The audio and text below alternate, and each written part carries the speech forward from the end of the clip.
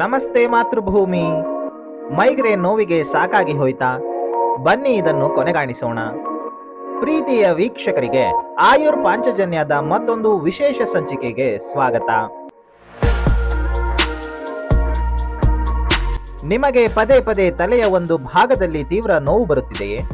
ಕಣ್ಣು ಮುಂದೆ ಕತ್ತಲು ಕಾಣುವುದು, ಇನ್ನು ಬೆಳಕು ಅಥವಾ ಶಬ್ದವನ್ನು ಸಹಿಸಿಕೊಳ್ಳಲಾಗದಿರುವ ಸಮಸ್ಯೆ ಇದೆಯೇ? ಹಾಗಿದ್ದರೆ ಅದು ಸಾಮಾನ್ಯ ತಲೆನೋವಲ್ಲ, ಮೈಗ್ರೇನ್ ಆಗಿರಬಹುದು. ತಿಳಿಯಿರಿ. ಮೈಗ್ರೇನ್ ಬಗ್ಗೆ ನಿಮಗೆ ಗೊತ್ತಾ? ಮೈಗ್ರೇನ್ ಒಂದು ನರ ವೈಜ್ಞಾನಿಕ ಕಾಯಿಲೆ, ನ್ಯೂರೋಲಾಜಿಕಲ್ ಡಿಸಾರ್ಡರ್. ಇದು ಕೇವಲ ತಲೆನೋವಲ್ಲ, ಮೆದುಳಿನ ನರಗಳು ಮತ್ತು ರಕ್ತನಾಳಗಳಲ್ಲಿ ಆಗುವ ಬದಲಾವಣೆಗಳಿಂದ ಉಂಟಾಗುವ ಒಂದು ಸಂಕೀರ್ಣ ಸಮಸ್ಯೆಯಾಗಿದೆ. ಸಾಮಾನ್ಯವಾಗಿ ತಲೆಯ ಒಂದು ಭಾಗದಲ್ಲಿ ಕಂಡುಬರುವ ನೋವು ಸುಮಾರು ಗಂಟೆಗಳವರೆಗೂ ಇರುತ್ತದೆ. ಈ ಲಕ್ಷಣಗಳಿದ್ದರೆ ಅದು ಪಕ್ಕಾ ಮೈಗ್ರೇನ್. ಹೌದು ವೀಕ್ಷಕರೇ, ತಲೆಯ ಒಂದು ಬದಿಯಲ್ಲಿ ಅಥವಾ ಎರಡು ಬದಿಯಲ್ಲಿ ನೋವು, ಬಡಿತದ ರೀತಿಯ ತಲೆನೋವು, ವಾಂತಿ ಅಥವಾ ವಾಕರಿಕೆ, ಬೆಳಕು ನೋಡಲು ಕಷ್ಟವಾಗುವುದು, ಜೋರಾದ ಶಬ್ದ ಸಹಿಸಲಾಗದಿರುವುದು, ತಲೆ ಸುತ್ತುವುದು, ಕೆಲಸ ಮಾಡುವ ಆಸಕ್ತಿ ಕಡಿಮೆಯಾಗುವುದು, ಹಸಿವು ಆಗದಿರುವುದು, ಇನ್ನು ಮುಂತಾದವು. ಇನ್ನು ಆರಾ ನಿಮಗಿದ್ದರೆ ಒಳ್ಳೆಯದು. ನಿಮ್ಮ ಮೈಗ್ರೇನಿಗೂ ಆರಾ ಇದ್ದರೆ ಕಷ್ಟ ಸ್ವಾಮಿ. ಕೆಲವರಿಗೆ ತಲೆನೋವು ಶುರುವಾಗುವ ಮುನ್ನ ಕಣ್ಣು ಮುಂದೆ ಮಿಂಚು, ಫ್ಲಾಶ್, ಕಪ್ಪು ಚುಕ್ಕೆಗಳು ಅಥವಾ ವಿಚಿತ್ರ ದೃಶ್ಯಗಳು ಕಾಣಬಹುದು. ಇದನ್ನು ಆರಾ ಎಂದು ಕರೆಯುತ್ತಾರೆ. ಇದು ಮೈಗ್ರೇನ್ ವಿಧಗಳ ಮೇಲೆ ಅವಲಂಬಿಸಿರುತ್ತದೆ. ಮೈಗ್ರೇನ್ನಲ್ಲೂ ಇವೆ ಅನೇಕ ವಿಧಗಳು. ಮೈಗ್ರೇನ್ ವಿತೌಟ್ ಆರಾ ಇದು ಅತ್ಯಂತ ಸಾಮಾನ್ಯವಾದ ವಿಧ. ಮೈಗ್ರೇನ್ ವಿತ್ ಆರಾ, ತಲೆನೋವಿನ ಮೊದಲು ದೃಷ್ಟಿ ಅಥವಾ ಸಂವೇದನೆಗಳಲ್ಲಿ ಬದಲಾವಣೆ ಕಾಣಿಸುತ್ತದೆ. ಕ್ರಾನಿಕ್ ಮೈಗ್ರೇನ್, ತಿಂಗಳಿಗೆ 15 ದಿನಗಳಿಗಿಂತ ಹೆಚ್ಚು ತಲೆನೋವು ಕಾಣಿಸಿಕೊಳ್ಳುತ್ತದೆ. ವೆಸ್ಟಿಬ್ಯುಲಾರ್ ಮೈಗ್ರೇನ್, ತಲೆ ಸುತ್ತುವುದು ಪ್ರಮುಖ ಲಕ್ಷಣವಾಗಿರುತ್ತದೆ. ಮೈಗ್ರೇನ್ಗೆ ಕಾರಣಗಳು ಏನಿರಬಹುದು?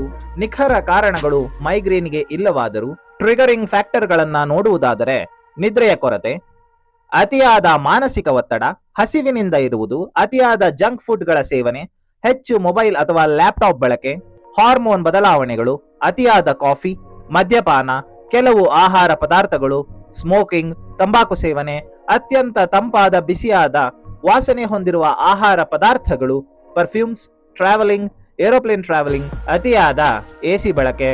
ಆಯುರ್ವೇದದಲ್ಲಿ ಮೈಗ್ರೇನ್ ವಿವರಣೆ ಇದೆಯೇ? ಆಯುರ್ವೇದದಲ್ಲಿ ಮೈಗ್ರೇನ್ ಅನ್ನು ಮುಖ್ಯವಾಗಿ ಅರ್ಧಾವಭೇದಕ ಎಂದು ಕರೆಯಲಾಗಿದೆ. ಅರ್ಧ ಎಂದರೆ ಅರ್ಧ ಭಾಗ, ಭೇದಕ ಎಂದರೆ ಚುಚ್ಚುವ ಅಥವಾ ಭೇದಿಸುವಂತಹ ನೋವು. ವಾತ ಮತ್ತು ಪಿತ್ತ ದೋಷಗಳ ಅಸಮತೋಲನದಿಂದ ಈ ಸಮಸ್ಯೆ ಉಂಟಾಗುತ್ತದೆ ಎಂದು ಆಯುರ್ವೇದ ವಿವರಿಸುತ್ತದೆ. ವಾತದ ಹೆಚ್ಚಳದಿಂದ ತೀವ್ರ ನೋವು, ಪಿತ್ತದ ಹೆಚ್ಚಳದಿಂದ ಉರಿ, ಕಣ್ಣಿಗೆ ತೊಂದರೆ ಮತ್ತು ಬೆಳಕನ್ನು ಸಹಿಸದಿರುವ ಲಕ್ಷಣಗಳು ಕಾಣಬಹುದು. ಇನ್ನು ಇಲ್ಲಿ ಗಮನಿಸಬೇಕಾದ ಅಂಶವೇನೆಂದರೆ, ಮೈಗ್ರೇನ್ ಕುರಿತ ಶಾಶ್ವತ ಪರಿಹಾರದ ಕುರಿತು ಯೋಚಿಸುವುದಕ್ಕಿಂತ ಮೈಗ್ರೇನ್ ಅಟ್ಯಾಕ್ಗಳನ್ನು ಹೇಗೆ ಕಡಿಮೆ ಮಾಡುವುದು ಎಂದು ಯೋಚಿಸಿದರೆ ತಲೆಯಿಂದಲ್ಲ ಮನಸ್ಸಿನಿಂದಲೂ ಮೈಗ್ರೇನ್ ಓಡಿ ಹೋಗುತ್ತದೆ. ಯಾವ ಆಹಾರ ಸೇವಿಸಬೇಕು ಗೊತ್ತಾ? ಸಾಕಷ್ಟು ನೀರು, ಹಸಿರು ತರಕಾರಿಗಳು, ಹಣ್ಣುಗಳು, ಸಂಪೂರ್ಣ ಧಾನ್ಯಗಳು, ಬಾದಾಮಿ, ಅಕ್ರೋಟ್, ನಿಯಮಿತ ಸಮಯಕ್ಕೆ ಆಹಾರ. ಇನ್ನು ಜಂಕ್ ಫುಡ್, ಅತಿಯಾದ ಕಾಫಿ, ಕಾರ್ಬೋನೇಟೆಡ್ ಪಾನೀಯಗಳು, ಹೆಚ್ಚು ಚಾಕೊಲೇಟ್, ಪ್ರೊಸೆಸ್ಡ್ ಆಹಾರ, ಮದ್ಯಪಾನಗಳನ್ನು ಬಿಡುವುದು ಒಳ್ಳೆಯದು.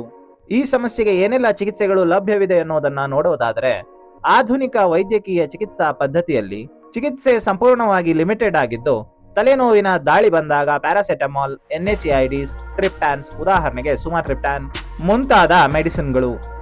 ಇನ್ನು ದಾಳಿ ಪದೇ ಪದೇ ಬರುತ್ತಿದ್ದರೆ ವೈದ್ಯರು ಪ್ರಿವೆಂಟಿವ್ ಮೆಡಿಸಿನ್ಸ್ಗಳಾದ ಪ್ರೊಪೆನಾಲಾಲ್, ಟೋಪಿರಮೆಟ್, ಅಮಿಟ್ರಿಪ್ಟಿಲಿನ್ ಬಿಟ್ಟರೆ ಮತ್ತೇನೂ ಇಲ್ಲ.